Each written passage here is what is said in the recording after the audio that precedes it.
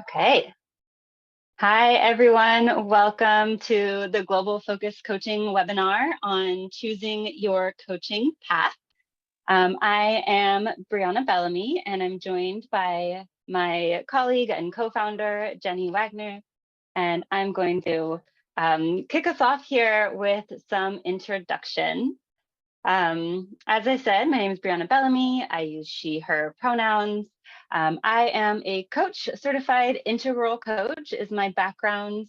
I've been coaching for about 10 years in many different contexts. I've had a private practice. I work now for a large coaching company as well. My background is in intercultural leadership and education. So I've drawn a lot of that in my coaching practice, as well as in somatics, which means embodied practice, as well as nature-connected inquiry. I am involved also in some restorative justice practices, which really influence my coaching and my values. And I am really excited to be starting a coach certification program and school with Jenny, who I will let introduce herself. Thanks so much, Briana. Hi, I'm Jenny Wagner. Nice to meet you. I am a certified VIA coach and also credentialed as a PCC professional certified coach through the ICF. Have also been coaching for about 10 years in a variety of contexts. One of my favorite contexts to coach was connected to birth work as a doula and a prenatal yoga teacher. I've also coached as a contractor for a small company in West Africa. I've worked in HR as a career coach, and currently I work in higher ed, running this amazing racial justice internship program. So coming at coaching from a few different angles and really looking forward to talking with you a little bit more today. As we start off, we're just going to start off very briefly by talking about what is coaching. So what do we mean when we talk about coaching? Or more specifically, what do we not mean when we talk about coaching?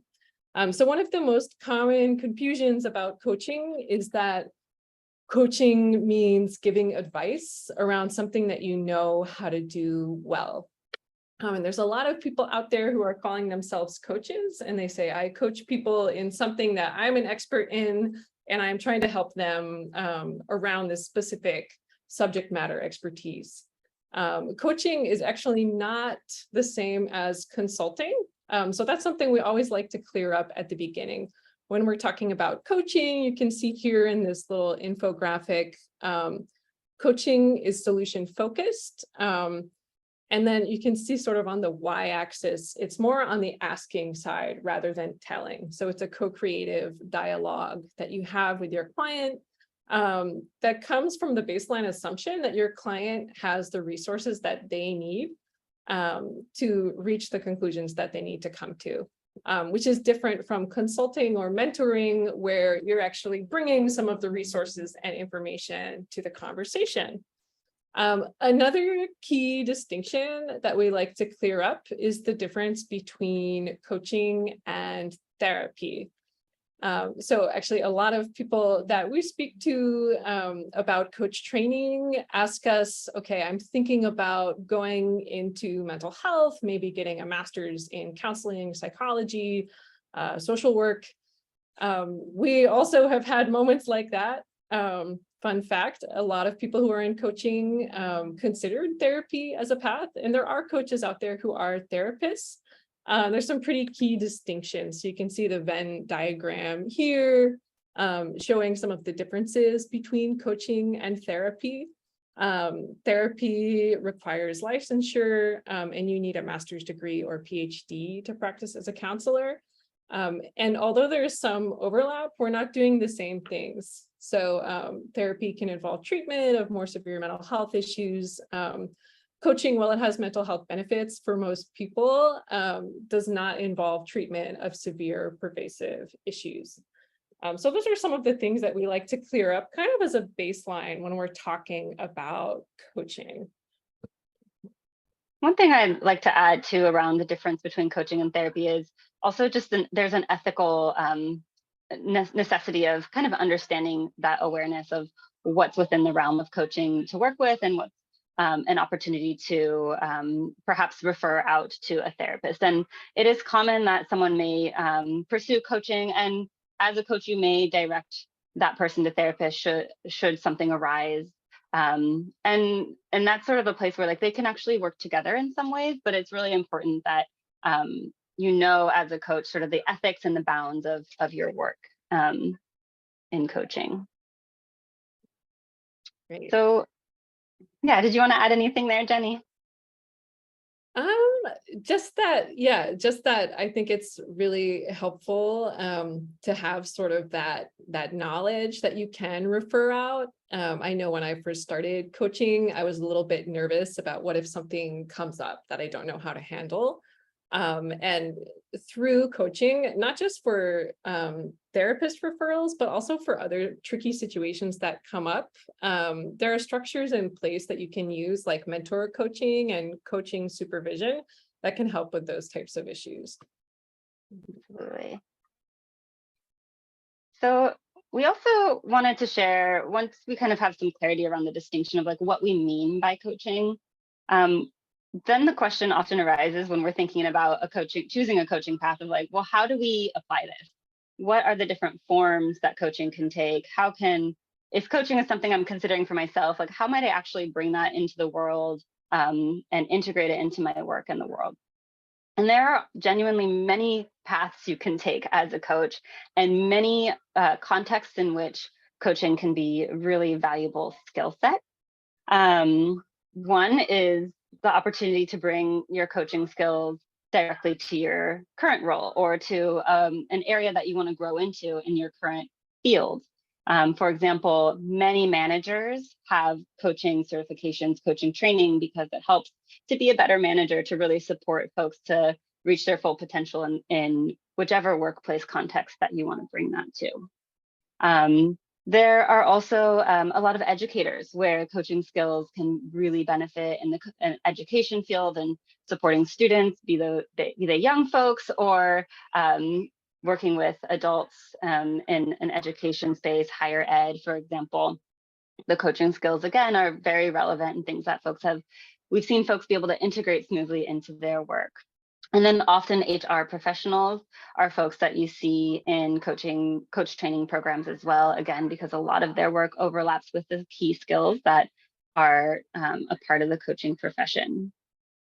Another area is really combining your coaching with another skill. I think you heard Jenny offer earlier that her coaching skills actually became very integral to her work as a doula, as a birth doula.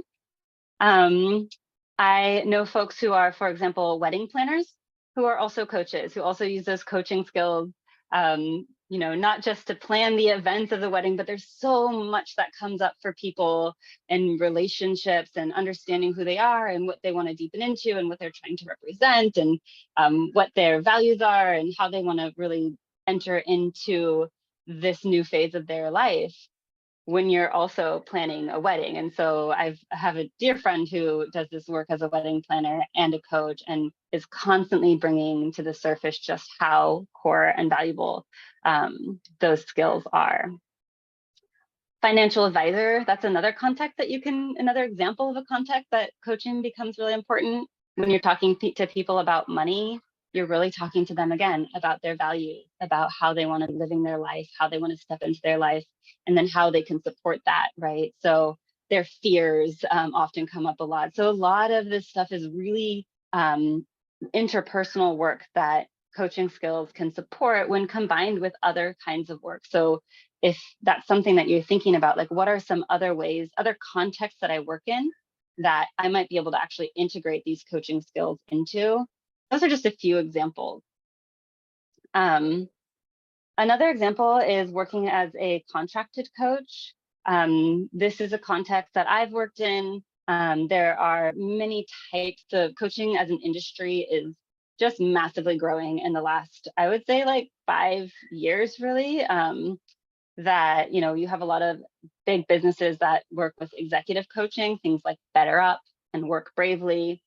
You also have mental health coaching, which is a growing field. You've got companies like Modern Health, Lyra Health, Spring Health, Ginger. Those are all companies which will contract or bring in coaches. And then also smaller companies that do consulting, and then they offer packages with training and facilitation and coaching. And so again, another place where you can start to think about what are the different skill sets that I can bring in and match up with the coaching skills. And then finally, you can work as an internal coach for big companies like Google. They often have internal coaches to work with their managers and leaders. And then the most common one as well for folks who are starting to think about this practice is to build their own practice of coaching, to be entrepreneurs.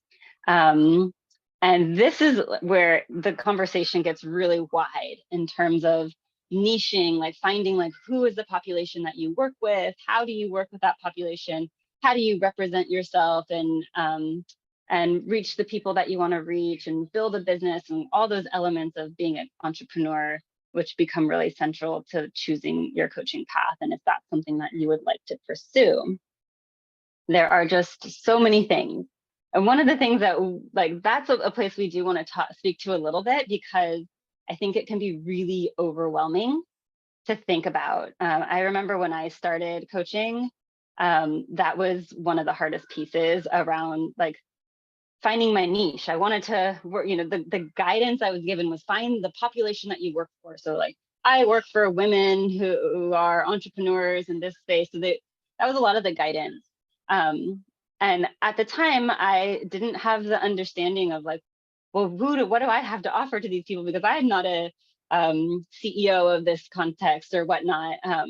But what we really want to drill in here is, as you think about your niche or think about how you want to position yourself as a coach, if you choose the solo entrepreneur path, it's not really about like the type of coaching you do. So it's not like I was a CEO, so now I coach CEOs.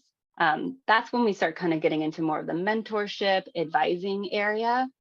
It's really more about who do you want to work with, because the skills that you have as a coach can serve really any population. So it's more like, what are the values that you have? What are the populations that get you energized, that give you that you have a lot of passion around, that you really want to support?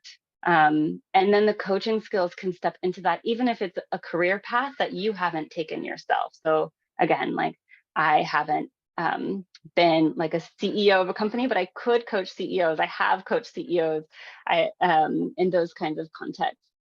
Jenny, do you want to add to that piece? I think this is a really like kind of juicy piece for a lot of folks. Yes, it is very juicy.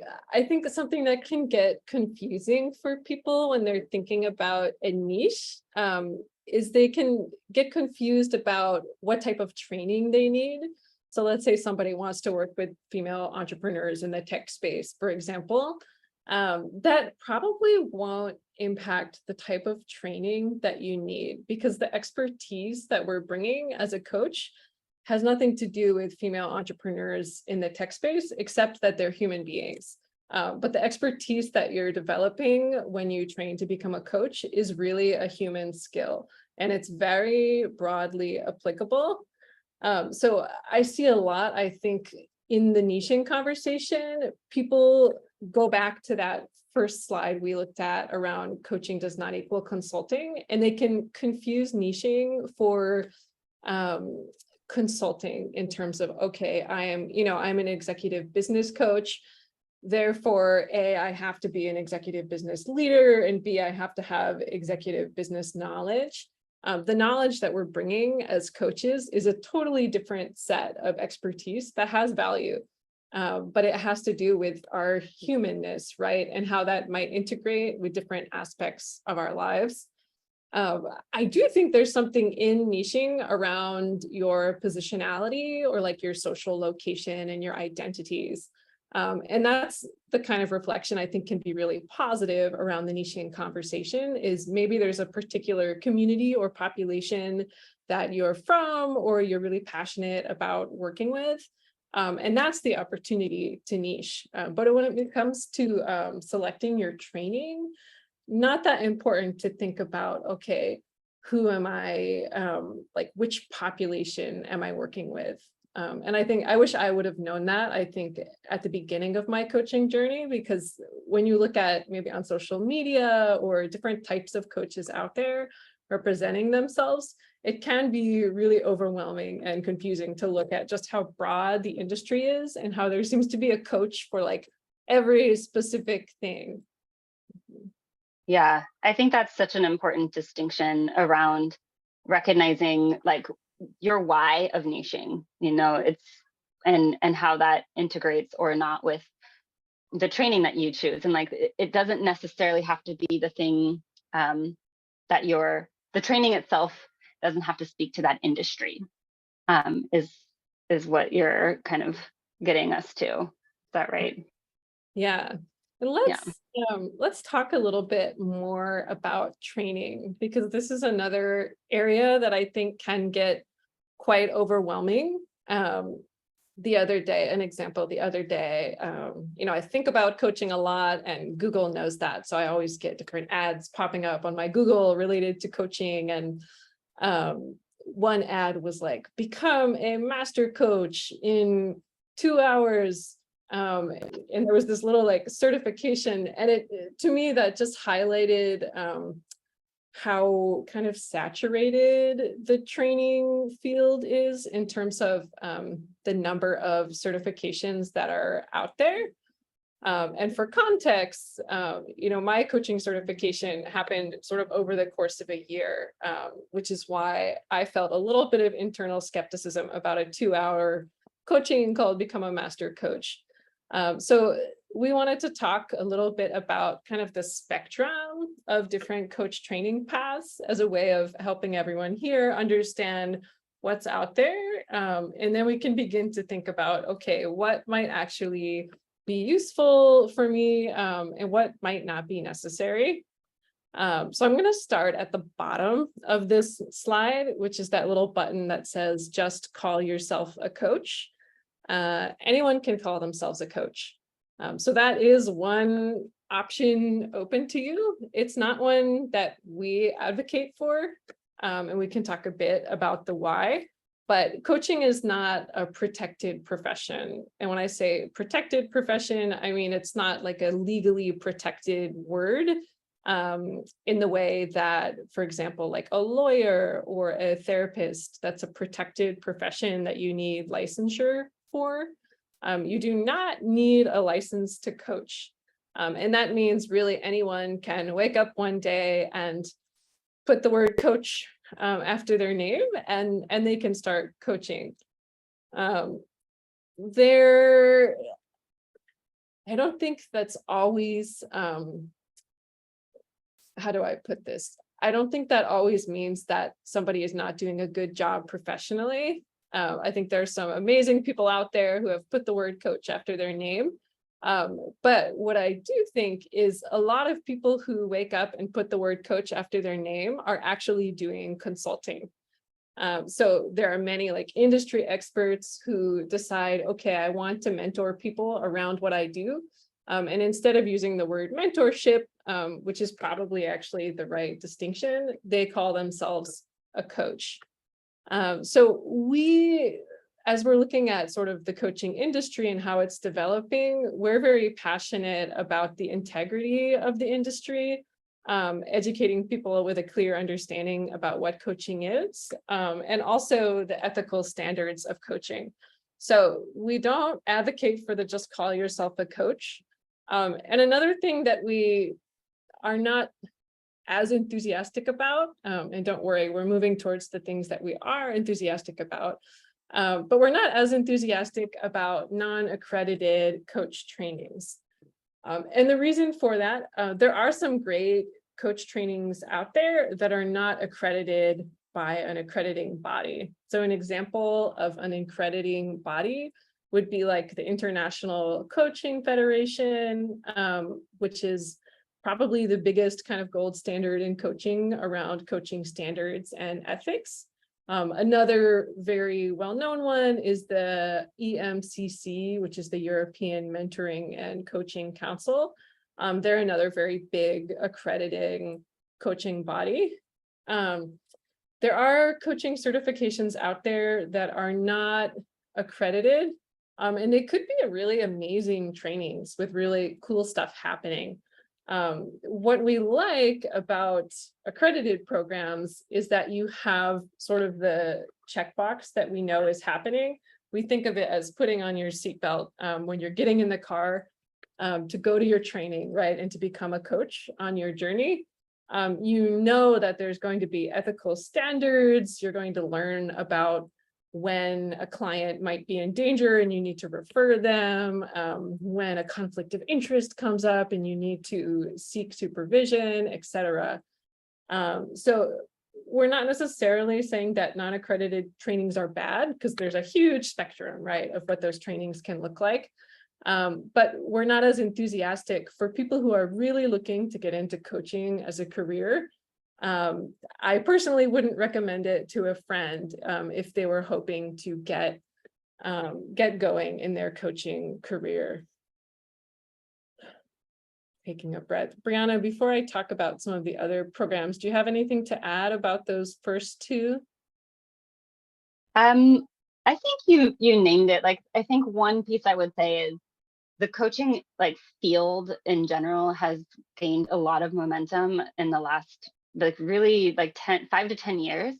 And I think that an important piece here too is, with that growth, more and more rigor around folks actually being interested in knowing that you have an accreditation of some sort, and more desire for clear ethical standards and clear expectations of what we mean by a coach, and so the industry as a whole is getting more credibility and it's just more mainstream than it was, even when we started our coaching training as early coaches. And so I think that these conversations, as you're thinking about what is the application that I want to bring, that kind of understanding these distinctions around accreditation or not accreditation will be more and more important as the coaching industry continues to grow and gain folks in the mainstream kind of have a broader awareness of it. Mm-hmm.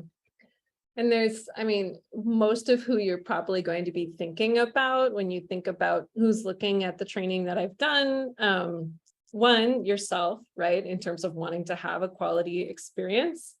Another piece is potential clients who might be figuring out if they feel like they want to work with you. Another stakeholder in the whole thing would be potential employers who might be looking to hire either an internal coach or a contracted coach.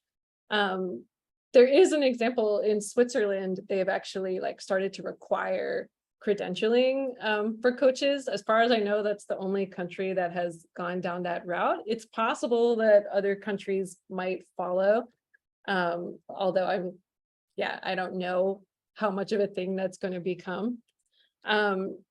Wanted to talk too about MBA certificate programs. Those are kind of, I would say, on the extreme end of the other side of the spectrum. So you have the just wake up and call yourself a coach over here. And then you have MBA certificate programs, two examples of very well-known programs through Stanford and Harvard business schools. And those usually would be a certificate that you either get next to your master's in business administration, or you get it just as a professional certification. That is very rigorous. For us, I think thinking about applications would say that there's not as many applications out there where you would actually need a full sort of MBA certificate for coaching.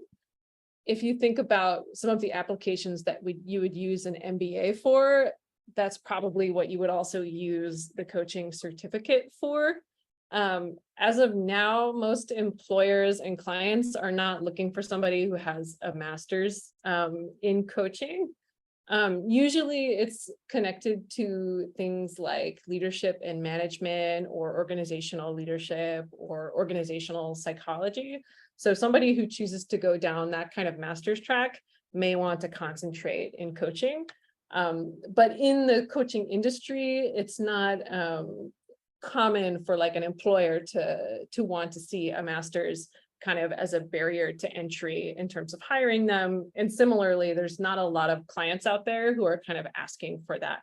So you could, it's a more rigorous track, but in terms of MBA certificate programs, that's probably like the most sort of time and money intensive track that you could do. The last thing that we'll talk about is the ICF, so International Coaching Federation accredited level 2 programs.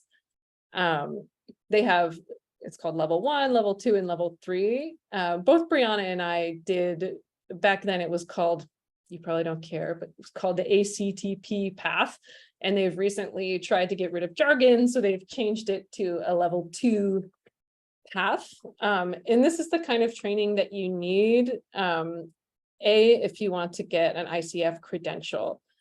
So getting a credential is not something that happens automatically after you're certified. There's kind of 2 steps. You go through a program.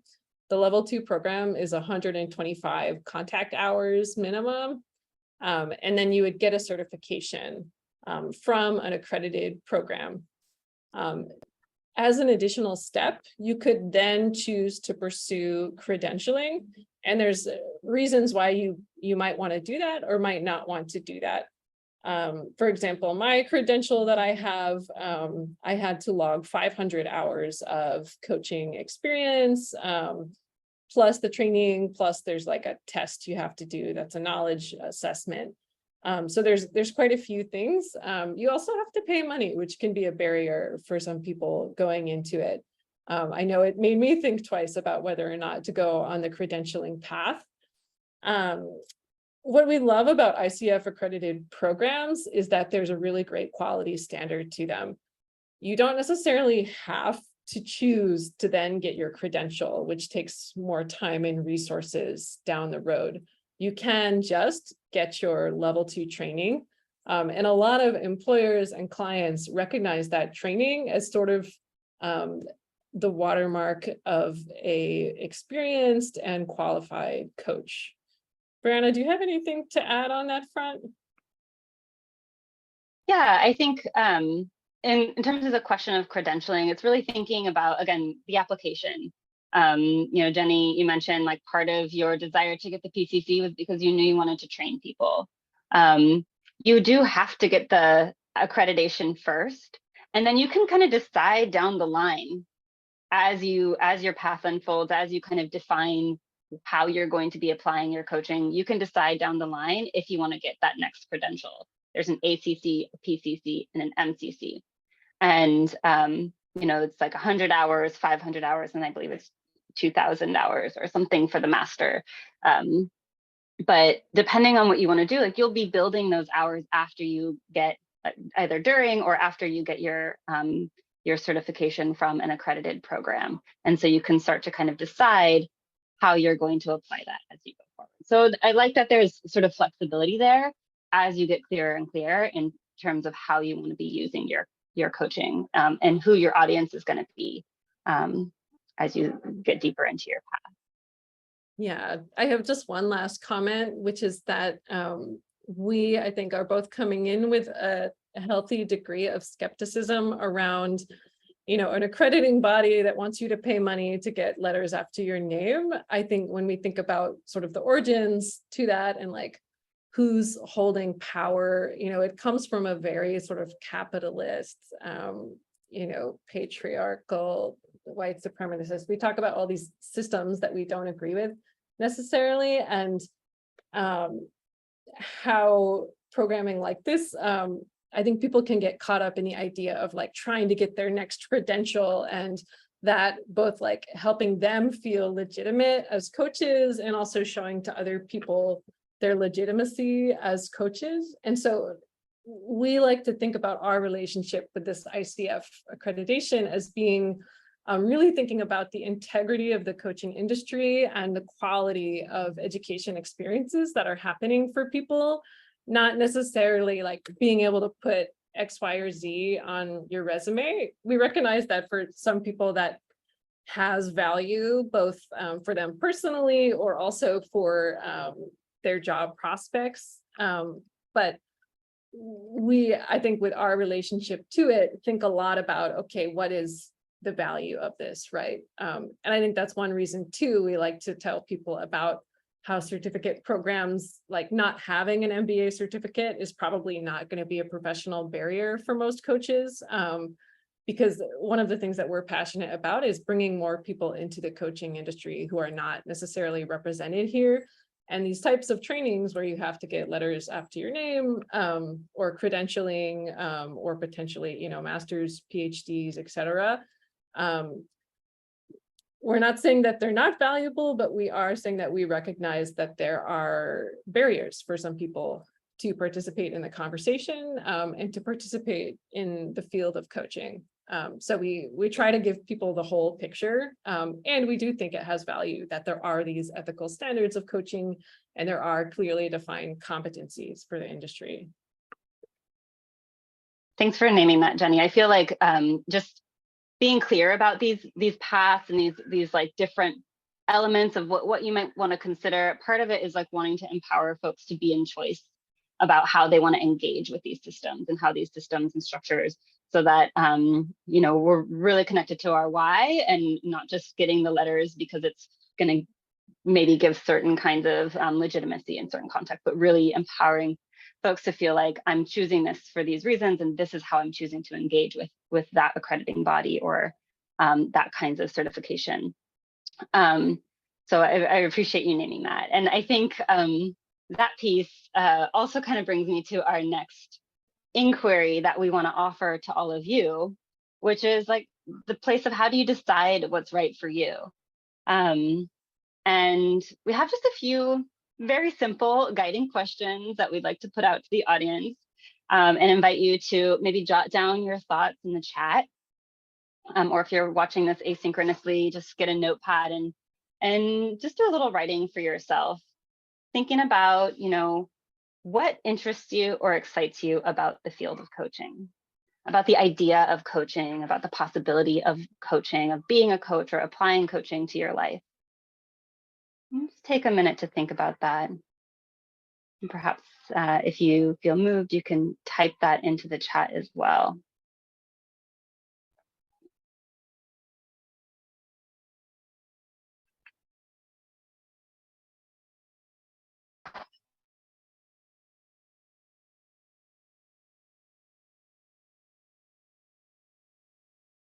And as you're connecting with what excites you about the idea of coaching, you also consider how might you use coaching now, like in your current life and in the future.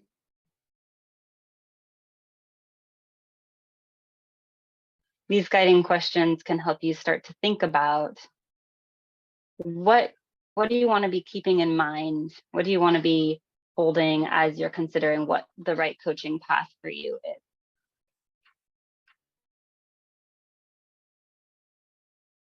Those of you who are watching live, continue to just jot notes. And those of you who are watching a recording, maybe you can hit pause and just do a little bit of reflecting on this.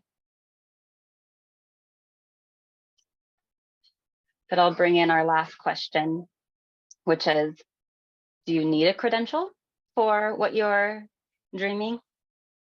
Or do you just need to go to an accredited program? What would support you? And it's okay if you don't have the answer for that. As we were just discussing, it's something that actually you can start to get a better understanding of or feel into for yourself as you begin the coaching path. If you do start with an accredited program, you can start to see a little bit clearer about the relationship you would like to have to further credentialing. These are just some very basic questions to ask yourself, and to think about if you do choose an accredited program, how do you even think about that? Kind of bringing it back also to what interests you and excites you. How do you then, from that place, think about choosing an accredited program? Well, the main thing that we would like to highlight for that is to center your values. As we were talking about earlier, it's not necessarily about the type of coaching. So it's not about like, I'm coaching entrepreneurs in tech, so I need to find a coaching program that's focused on entrepreneurs in tech. That's not what you're really going to find in coaching programs. What's important is to sort through all the different options for coaching programs and center into your own values. Does this program speak to my values, to the way that I want to show up and serve my clients, the things that I want to lift up in the world through my coaching practice? And there are so many different kinds, right? So just to name a couple of types of coaching programs that are out there, we have neuro-linguistic programming. That's a very common coaching path. My coaching path was through integral coaching, which is really based in a particular theory, integral theory, which is, I can get really deep into, but that program was really deeply based in that. And there are a lot of elements of that that resonated with me at the time and still do.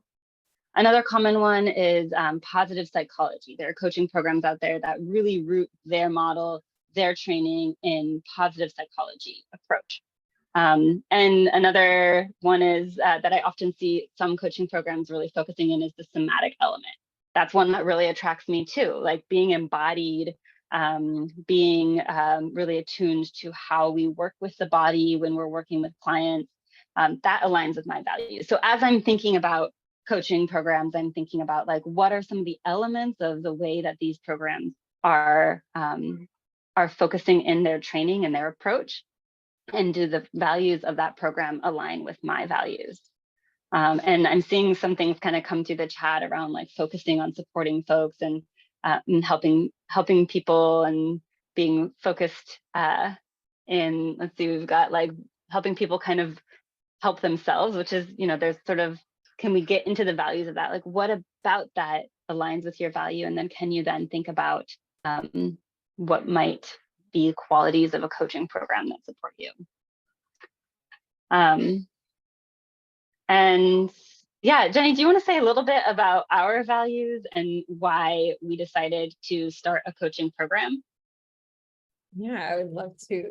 So for us, I think one of the things that drove Briana and I to start our own coaching school, there's a lot of great coach training programs out there. And one of the reasons we wanted to start our own is because we didn't necessarily see our values clearly represented in any of the coaching spaces and coach training spaces that exist right now.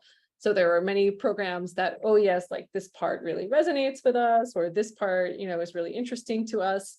But we hadn't seen a program that was really based on our shared values. And so one of the things that has really been inspiring for us as we create a professional coach certification program is digging in and defining our own values around coaching, having kind of coached in a lot of different contexts and having seen good examples and bad examples in terms of, and when I say bad, I mean examples that didn't feel aligned with values. For me, one of those examples was when I worked in HR coaching.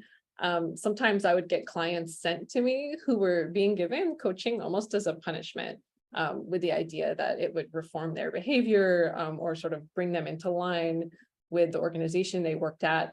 And I realized as I was in that situation that didn't align with my values around coaching. So that's just like a small case study of what coaching can look like when you're thinking about, okay, does this align with my values?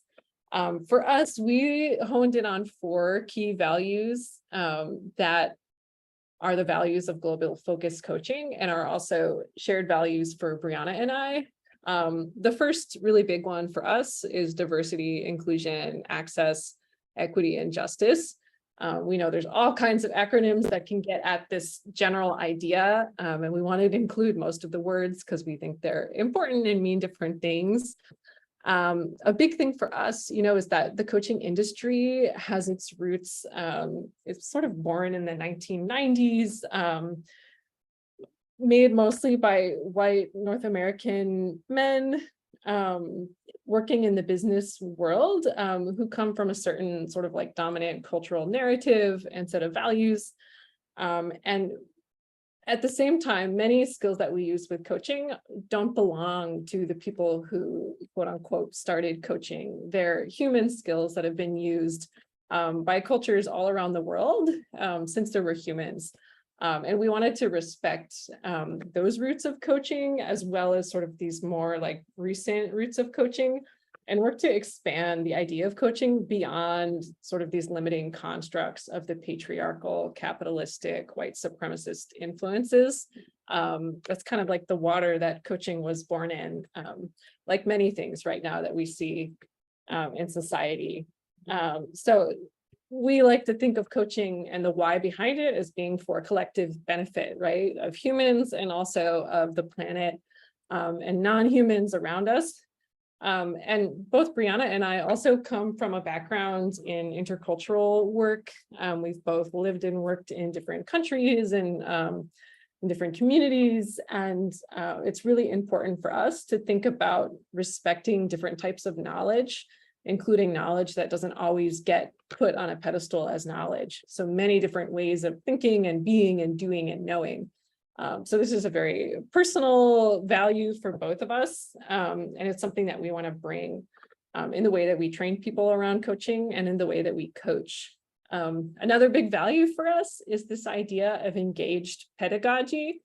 We're both experiential educators, meaning that we don't necessarily believe in like a banking model of education where, you know, I have the knowledge and you're the student and you have no knowledge and I'm giving you the knowledge.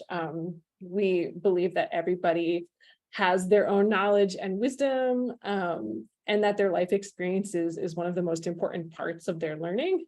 And we're also really, really passionate about making trainings fun and interesting and experiential, and making coaching experiential too.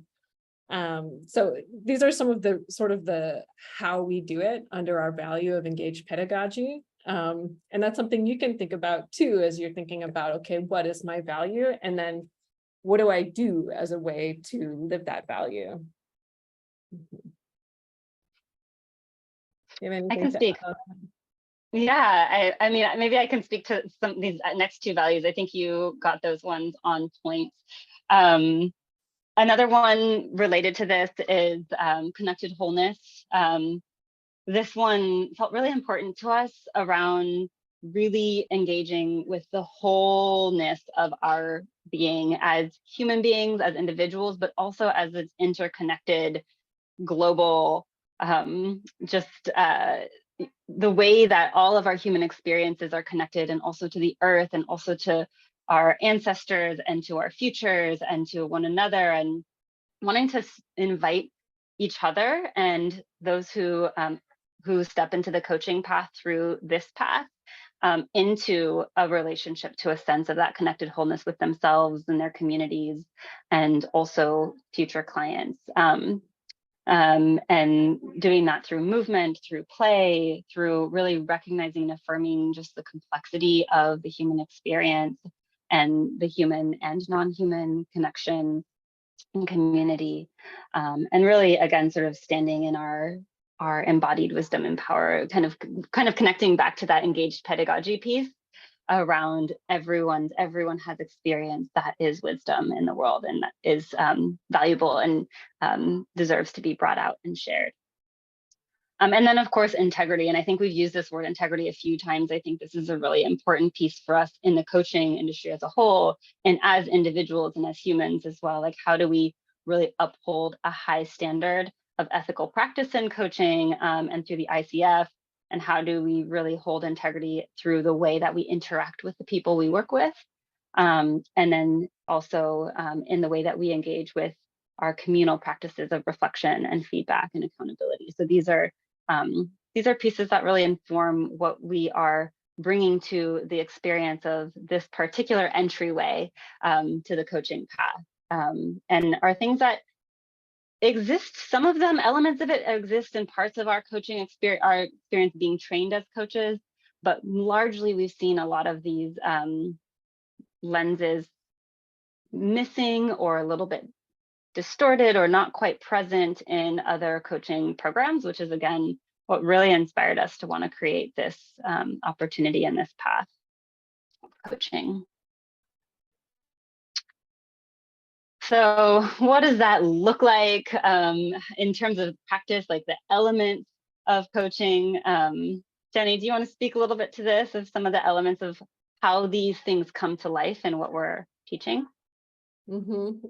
Yeah, so our values, like all of you, right? All of you will have your own list of values. And for us, designing our training program, our values have really given birth to the elements that are really a part of what this certification is, which is, it's called a professional coach certification.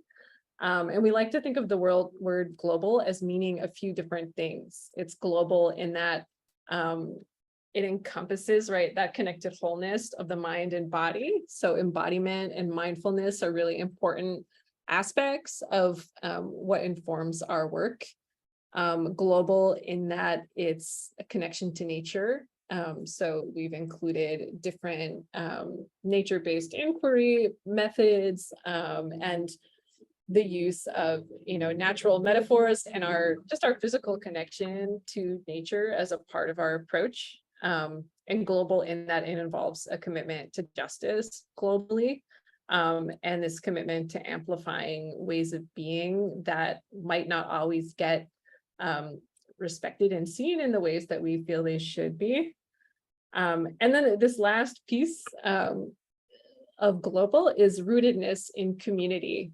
I feel like very passionately about the last one because I haven't seen a lot of people take the action-oriented aspect of coaching, which often coaching sessions end with some kind of action, whether it's internal or external.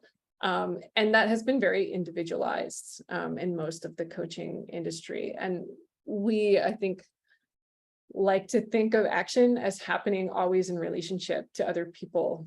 And so thinking about where are you in the ecosystem of both, the different aspects of yourself and also, the land that you're on, the people around you, and what does that look like to be taking action while you're rooted in community. So yeah, that's our basic approach in terms of how we're doing foundational training around coaching. This type of training is really for people who want to become a coach. It's not necessarily for somebody who's already gone through a full professional coaching certification.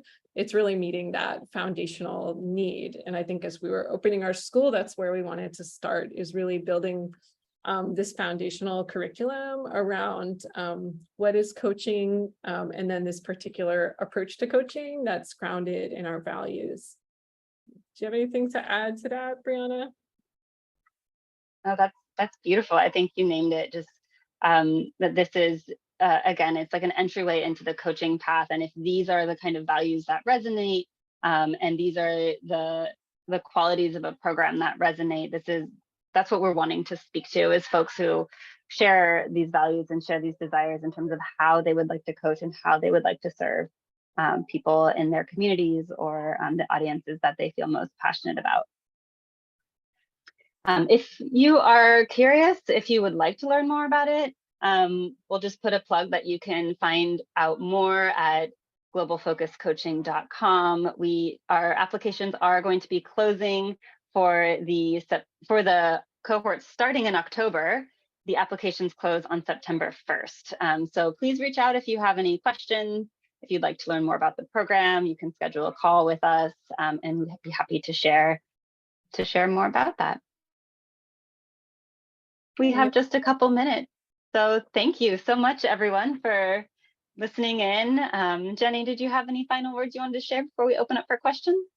I just wanted to say thank you. And yeah, if people are coming with specific questions, we'll be here until the hour. So feel free to pop them in the chat or to unmute yourself and ask any questions